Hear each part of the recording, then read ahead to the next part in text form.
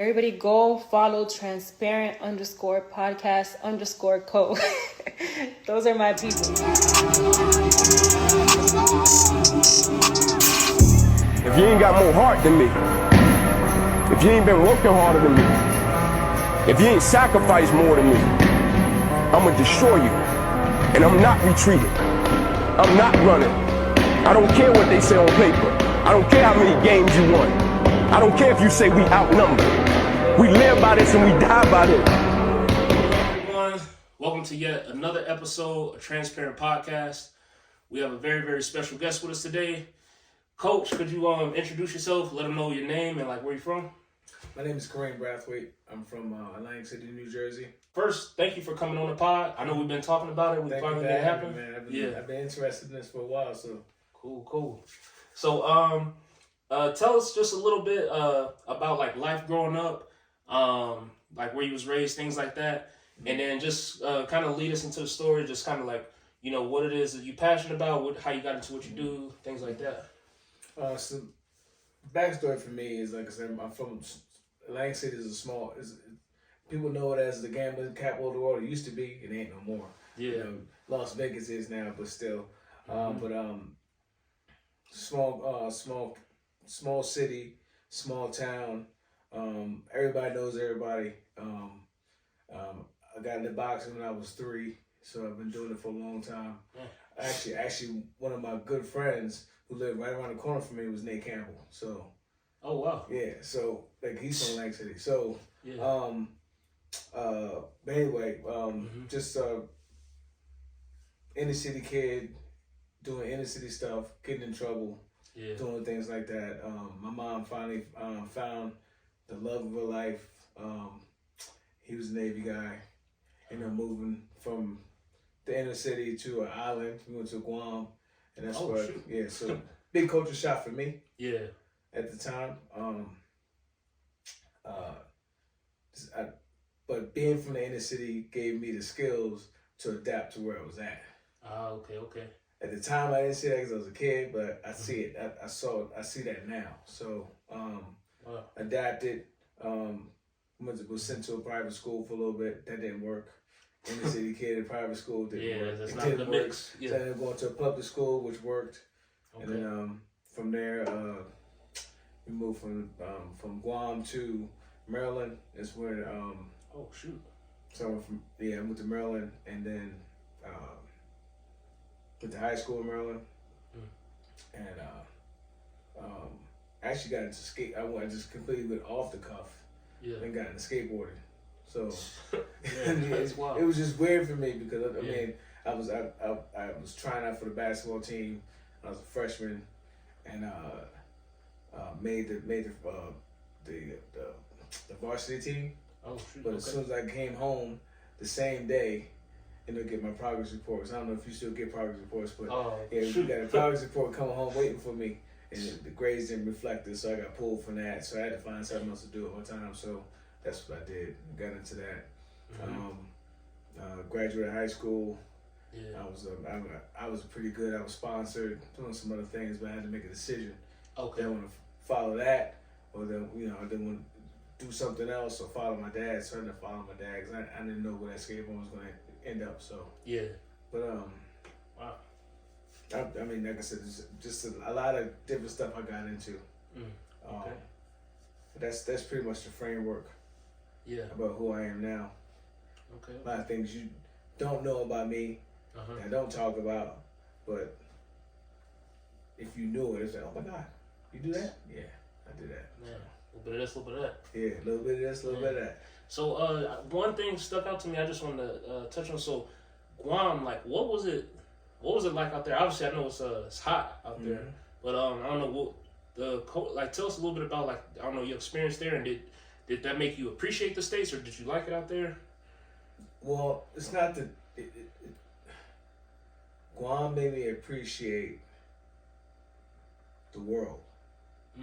Not so much the States, because I mean, where I was from, you talking about you can get from one end of the city to the other in a car in 10 minutes, 5 minutes, no traffic. Yeah. You know what I'm saying? So it was like it's a small town, so I mean, and you could. I mean, I was walking to school by myself at 5, 6 years old. So I mean, you had to grow up quickly. Yeah. So getting there, it was. I mean, it was just the culture was different. And one of the biggest things I can tell you about Guam is family is very, very, very important. Okay. Any Polynesian country, you know, like Samoa, Hawaii, Hawaii, like okay, they're all about family. So okay, that was one thing that I took with me as an adult.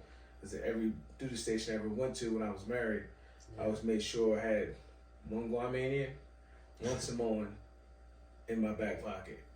There it Always. is. I'm never gonna go hungry. You know, I always got homeboys, so There it's it is. always good. So Oh, that's what's up. yeah.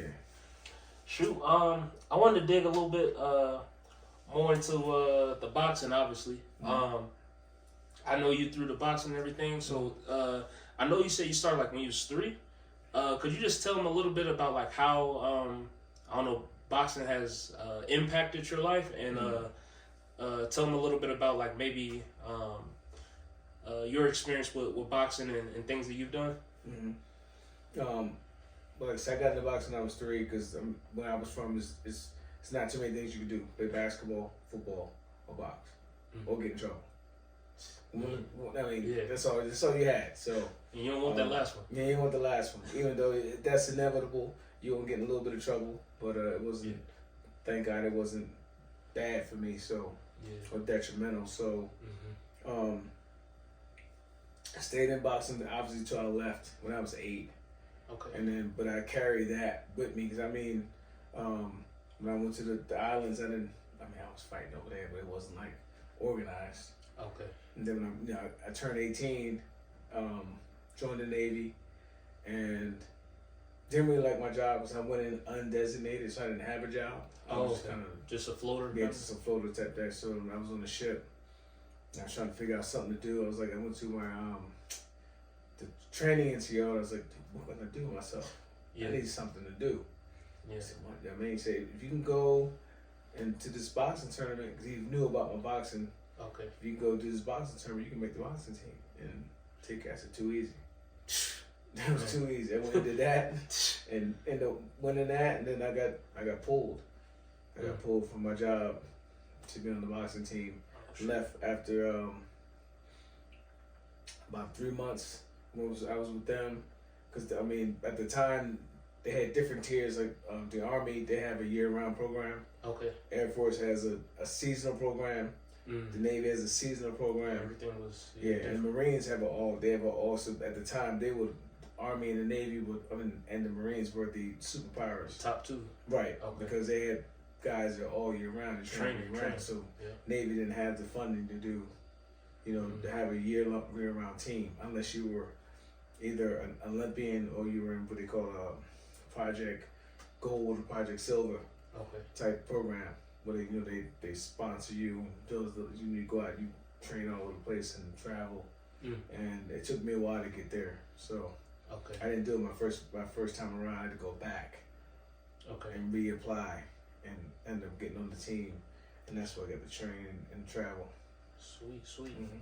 Man, that's good. Definitely, like just from hearing all that so far, it almost just seemed like it almost was, like you said, kept you busy and kept you out of trouble. Oh yeah. Like it's crazy, but that's good at the same time.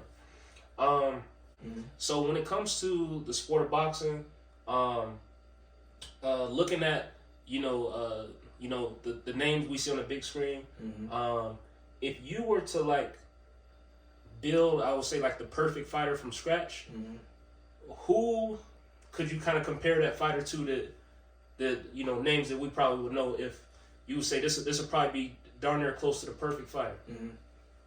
That's a good question. Yeah, that's a good question. You really picking my brain. You holding that one. Yeah, you could have asked me that when we were training. Let's see. So we talked about Roy Jones, and one of the things about Roy Jones which was special about him is that obviously the talent and obviously the speed. Quick. He was quick. But if you think about it, Roy did everything wrong in the ring. But that was what made him special, because he did things that a normal guy that had normal training wouldn't do. So it's hard to predict. You know, you throw a jab, you throw a right hand. You throw a right hand, you throw a hook. You throw a hook, you throw a right hand. You throw a 5, you throw a 3. You know, just things like that. Just things that we all cookie cut. The things I was try to teach you about the different combinations. Yeah. But I would take Roy's quickness. Okay. This is gonna mess you up. I'm not even gonna mention Mayweather. Yeah. Only because I'll explain it later. But Shakur's defense. Shakur's defense.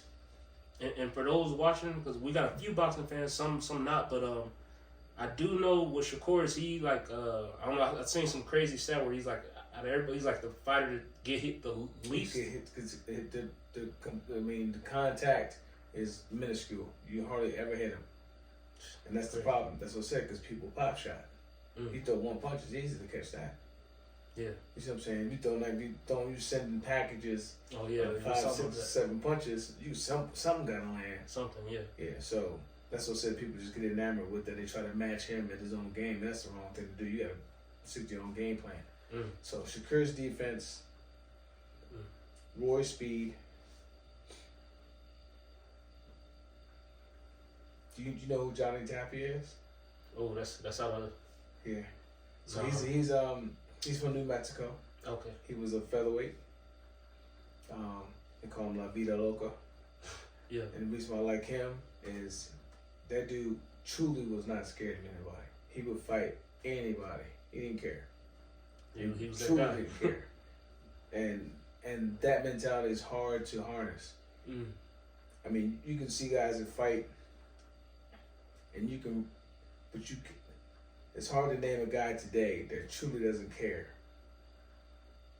about anything. Okay. Those Mike Tyson days are over. Mike Tyson didn't care about nothing at the time. And I think that was what was so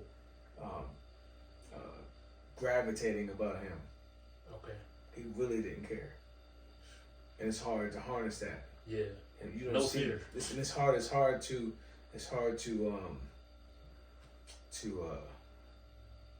name a whole bunch of fighters that truly don't care. Okay. You see what I'm saying? Yeah. And you thinking about it, it's like, I don't know. Yeah, and seeing what's going on guys, now. Guys say they don't care, but you know they do. Yeah. You know they do. So, so Johnny Tapia. So we got defense, we got speed, and then mentality, and then the last but not least, and he's in my office. Have you been in my office? I haven't been in there. In a while. I don't think you've been in a while. Yeah. But the last guy, and I just know him personally, was Sweet Pea Whitaker. Sweet Pea. Yeah. Pernell. That's IQ. I think, talking about IQ, he had the IQ. I think he had more IQ than even Floyd did. Man. You talking about, you think about matchups. Just think about them two trying to match them two up together. Exactly. It's like, whoa, man, that'd be Pete in his prime. That'd be something to He's watch. talking hard to hit. And he ain't even doing a show. You know, I mean, like I said, Shakur, he just does the show. He's used to slipping punches. Pete is right in front of you, wide open, chest open, hands down, hands up, didn't matter. Could not hit him. Wow. So that would be my perfect fighter. One last thing I wanted to ask on that. And I don't know, is this the big thing to you? Power.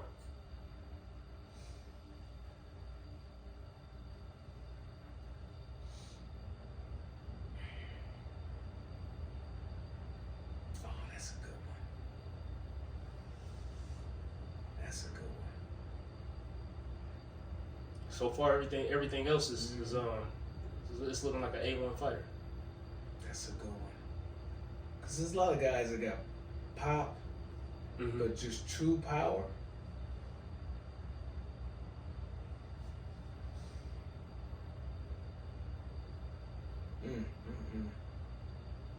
Damn, that's hard. Well, let that marinate. Yeah. We'll come back to that one. That's hard. I gotta think about that one. Okay. But no, that's good. I like the breakdown, and he gave y'all the, you know, like you say, he dissected it a little bit for y'all, so y'all kind of see where he's coming from. Yeah.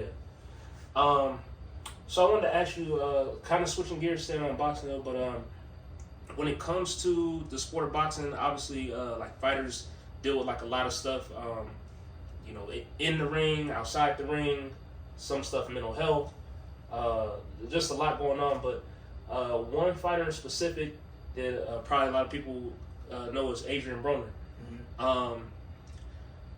Obviously, he had a pretty good career, champion, things like that. Some people say, you know, he fell off, you know, maybe hanging around the wrong crowd or just, you know, not staying focused on boxing. Recently, he been like, if you, for lack of better words, you could say petitioning, like he's going to get back in the ring, things like that. What advice, I would say, if this fighter was, you know, in front of you today, you know, could you just give, you know, a fighter that's him or someone like him that's, you know, they had a great career, maybe it's been some personal things going on or things like that, but trying to get back into it, and we seen him kind of go up and down. It's like this roller coaster. Not exactly sure what the issues are, but what advice could you give to like a fighter like that obviously got, you know, a lot of potential, things like that, but maybe it's just it's a lot going on that you know, they need to kind of just stay the course. So you know, Broner used to do his camps here, right? I've heard he has been in Colorado a few times. Yeah. So one thing I've always noticed, I've met him a couple times. Okay. He's actually come to a couple of our. We used to have some boxing matches at the special event center. He used to come. Oh wow. He used to come all the time, but he used to work out at W Camp also. So I think the biggest thing for him, and if I'm being honest with him right now, if I told him just hang it out. Because I'm gonna tell you what I really feel has happened to him. The money got him. Just like Conor McGregor, the money gets you. You make more money than you ever had in your life. I don't care what you tell me. When you hungry, you ain't got that much money. You hungry. Yeah. You in the gym. When you're not hungry no more, you got stuff in the refrigerator all the time. More than you can eat. Yeah. I'll work out tomorrow. Nah, I do it tomorrow. And that was so special about Floyd. Mentality. I don't care how much money he made. He still does it now. Even to this day. He still runs at night, runs crazy, does all this other stuff, works out every day. Still does all that stuff. Wow. I mean, but that's the difference. I mean, that was the one thing when he was with Mayweather that he didn't get from him. That you can have his money, but that discipline. You got that discipline. And you know, Floyd get out there and act brash, do whatever, but he winning. You not.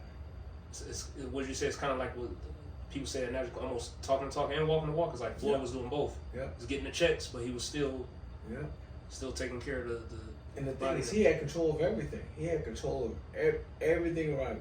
Mayweather has control of everything around him. And he could easily just say, I just train tomorrow. I'll do it tomorrow night. It's okay. No, ain't nobody looking. But he really does. He about that life. Wow. We ain't gotta like him. We ain't gotta like him as a fighter, but he about that life. Yeah. He's always been about that life, and that's what I can respect about him. I never liked him as a fighter. So I don't care what nobody tells me. You guys out there, you guys paid pay-per-view to see him lose. You didn't pay to see him win. You paid to see him lose. That's right. Am I wrong? We paid to see him lose. I know a lot of people who admitted that. And Leonard Ellaby and those guys just say, you know what, we got something. All you gotta do is win. And that's what and you think about it, that's why he picked his fighters, why he did what he did. The Conor McGregor thing was the biggest scam ever. I bet you those guys were meeting, they had a script. the director said, "Look, this is how we're gonna do this. You gonna talk to me this crazy and call me out a name and talk about my mama and all that stuff." And we all fell for it. Yeah. And you watched the fight. I know you did. Oh yeah. You remember the 9th round? Hey. When he was sitting in the corner and looked back at us like if something stuck out. You remember that? Yeah. Exactly. I remember that. And I was like, you know what? Something got me again. Got everybody. Yeah. He Yeah. got We me put the again. butts in the seats. Yep. Then he stopped him. Well, he stopped him. Yeah. I don't think he was done. Man. Yeah, and then I'm glad you brought that up. I wanted to go down another lane, similar but not all the way. But what is your thoughts? I've heard mixed opinions about because obviously once Floyd fought Conor, and I would say a little bit after that, we start seeing a lot of like crossing between like the boxing and other sports, and then we got to the point where we got the Paul brothers. You got people like them, and you got the YouTubers and all that. What is your take on that? Some I hear some people say it's good for the sport, some people say it's not good, it's ruined it. What's your take on like just you got some NFL players fighting, you got YouTubers fighting? It's blasphemy, man. Crazy. Because I mean, I understand where Jake Paul's at, but he's creating a storyline that nobody else that doesn't have any money can emulate. I can't, as a thousandaire, emulate what he just did. I can't secure the venue. I can't pay somebody else to fight me. The blueprint only worked for him. Right, but I'm just glad it's over. I'm glad too. I'm glad too. I'm so when they raised Fury's hand, I was like, finally, it's over. Yeah. But the thing is with him is, and I hope Jake Paul sees this, bro. You fight somebody worth a damn, then I got respect for you. But you ain't never fought nobody. Fight somebody. You fighting a body, but you're not in fight somebody. Fight somebody. Tyson was sitting right there. Why don't you fight him? He old. He old. Washed up. Fight him. But he's not gonna sit there and let you just win now. He ain't gonna play a role. Nah, it's not in his DNA. It's not his DNA to do that. So. But anyway, I wanted to get into some of the little topics they wanna know. So we got I got two fights that's coming up, and then one that hopefully potentially we'll get, but I just want to see your analysis on these specific fights. First, we'll start off with the Plant versus Benavidez that's coming up. How do you see that fight potentially going? I just say this: Plant's the B-side. Hey, next scenario. Plant's the B-side. I'm sorry. Next scenario. I mean, all it is a whole bunch of hype. Benavidez we can wipe the floor with him. Ooh. Wipe the floor with him. Okay. And the thing is, all he gotta do is watch when he fought Canelo, right? You watch that. Canelo got the blueprint. And Benavidez gonna beat him worse than that. Ooh. That's interesting. I mean, that ain't even a prediction. That's what it is. That's a fact. If Plant beat him, we can come back and run it back. And I'll say, look, I'm wrong. But no, he gonna get beat. B-side. All right. Pushing the chains up. We got Ryan Garcia, Gervonta Davis. How do you see that playing out? So how I thought that Ryan Garcia would beat Davis, would beat Tank. Easy. I thought. But his last fight, his last two, because Tank didn't take his. Garcia took his. And that dude was B-side. And he should have had him out of there in 6 rounds. Was that the Fortuna, the last one? Yeah. Or I'm not sure. I think it was Fortuna. Yeah, and then... Yeah, and then remember, Tank fought recently Hector Luis Garcia, the android. Oh. Yeah. But you see what Tank did to him now. Yeah, what he said, his memory was blank, couldn't see, didn't know where he was at. Exactly. We see these to him. Yeah. So, but I just thought Garcia didn't. It should have been easy work for him. But it's almost like he carried him. He could have been got him out of there. It's just like he carried him. And sometimes you can see that some guys would do that, which is we never taught to do. But don't carry somebody just because you want to get some work, because you ain't had no work in 6 months. Or you ain't been in the limelight for 6 months. That's not the time to. You get him out of there. Get him out. Easy, short night. Right, exactly. No scars, no scuffs, no nothing. No head trauma. Yeah. Get out of there. Okay. Mm-hmm. So digging a little bit deeper on that one, how do you see those two matching up? Was it April 22nd? And when I think about it, I think Terrence gonna get him, man. I think he's gonna get him a knockout. I'm not sure. I can't tell you which round. Okay. I'm thinking it's gonna take him a while. So probably in the latter half of the fight. Probably, I'm thinking around 6 or 7. I'm thinking he can get him.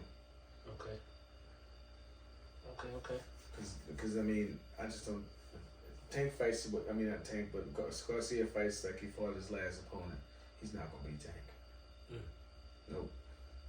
And he felt like the old, Danny Garcia. Oh man. Yeah, that's the guy I want to see really fight him. To put the speed and the length and all that stuff. But if he fights like he fought last time. Oh, the old Ryan. Yeah. I'm sorry, Ryan Garcia. Sorry. The old Ryan. Okay. Yeah. And then the last one I wanted to ask on, and then after this we'll go back to that power on that fighter. But and this one hasn't been, I don't know, it's been announced 4 or 5 times. We'll know Spence and Crawford. How do you once that actually happens? How do you see that playing out? I know everybody got their opinion on it. We curious to know what you think on that, Coach. Not like Crawford. Crawford, we used to train the same gym together. But I think that's the end of the road for him. Wow. I think Spence gonna get. Spence is a big welterweight. Yeah. He's a big welterweight, and when he puts pressure on you, it's just tough. I don't care how you switch, but now size is gonna matter. I mean, Crawford's got skill. He's slick. He's smart, but you can't run all night. And Spence, the way he fights, he's a pressure fighter. He's not one of those guys who sit there and just and play with you. Yeah. He'll stalk you down. Yeah, he gonna get you finally. He gonna catch you. He loves, and they always keep telling you, he lets things develop from the body. He always goes to the body. He always brings from the body up. He loves working from the body up. He loves doing that, and I think and Crawford may surprise me, but I'm gonna tell you right now, I think Spence will mow him down. On that fight, do you see it being beneficial or detrimental to Crawford? Because and it's just my take, but a lot of times you'll see Crawford come out orthodox, touch him up a little, and then most of the fight, and we know Spence is a natural southpaw. Do you think Crawford going southpaw in that fight would hurt him going against Spence, who is naturally that? That's what I'm thinking. Yep. Because now, like I said, because when he's orthodox, he takes away Spence's left hand, and vice versa. Yep. He goes southpaw with him. He giving all that back to him. And if he's smart, he won't do that. Gotcha. He'll keep, because like I said, being orthodox and southpaw, the one thing you got to deal with is space. Okay. You see what I'm saying? Yeah, deal with space is awkward because you don't want to run into it. Get caught. Run into the power. Just you don't want to, but like I said, certain fighters do that. They do it on purpose. So, but if Crawford's smart, he won't do that. Okay. I appreciate that take. Going back to that build a fighter, if you will. Where would you go with that power? Okay, so power for me, because I was going to say what everybody can relate to is Mike Tyson, but I'm gonna go I'm gonna go with Felix Trinidad. I've heard of the name. I haven't seen him. I gotta put you, give him some homework. Yeah, since he Felix I got homework because y'all. Felix Trinidad. Yeah. Best left hook in the business from Puerto Rico. He was a welterweight champion for a while. He's the guy that beat Oscar De La Hoya. Okay. He gave him his first loss. Okay. And then I think his second loss was with Bernard Hopkins. B-Hop. He fought Hop, and Hop stopped him with the body shot. Okay. That's the same person that they say go have to go pick up Ryan. Right. Okay. But man, I'm gonna say Felix Trinidad for my last one. Okay, that's a good little list. And once we throw this video up, we'll put everything at the bottom. That way you guys can see it as well.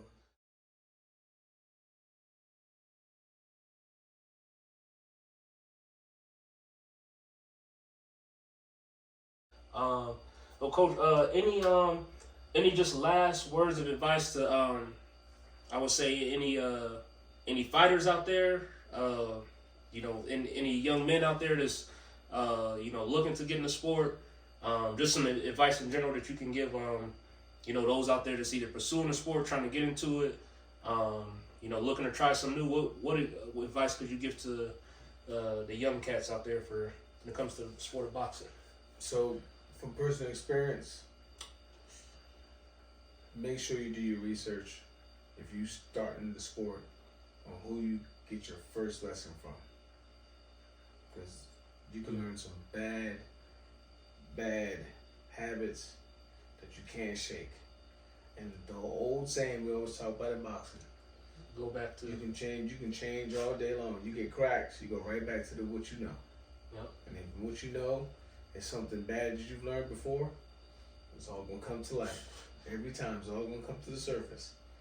Unless you're just that special guy that you can change and not go back. But I've never seen it happen. Maybe once or twice, but it's hard to do.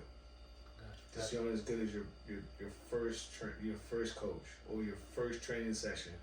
How they set you up, feet, hands, defensive posture, everything.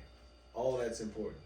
And if you don't get that out the way, and the one thing you got to be used to as a fighter is you got to be used to being told things over and over and over again. You got to have thick skin and be coachable. You're not going to learn overnight. Yep, that's definitely unless you're just that special fighter that you can start from scratch and be in the ring in 6 months, then albeit, but if you just start from scratch, you shouldn't see a ring until maybe a year and a half in. Unless you're just that special. Yeah, like coach hit on the head, because I hear all this, hey, get that hand up. Yeah. Say the same old thing. But no, that's some good advice, like you said, because if you learning something, that first time you learn and you developing something that's can possibly not be beneficial for you in the ring, then you say you get hit, you go back to that, and you can hang it up. That's it. Yeah, but Coach, so if it's any of the viewers out there that just tuned in, they like this podcast, things like that, they want to tap in with the boxing, they want to know where can they find you. I know you hard to find, but then again you're not, but then again you are. You got anything you want to shout out or want to stay off the radar? I'm gonna stay off the radar for right now. I appreciate the time and I appreciate you, man. For sure, Coach. Yeah. For sure. So everyone that's tuned in, we really appreciate you guys for watching. We're gonna chop this up real nice. We went through some fight predictions, things like that. So if you guys have any, some differences, or you got certain people beating the other person or whatever, comment below whatever you think, things like that. And Coach, I want to say on camera, I appreciate you for coming on to the pod. Thank you, brother. And thank you everyone for watching and tuning in and watching yet another episode of Transparent Podcast. And we'll see you guys later. Peace. Peace. Is that how you measure your success? No. Me, I'm loyal and honest. And I'm a good person. And I call a spade a spade. Money don't make me, I make money. And without money, I'd be the same person.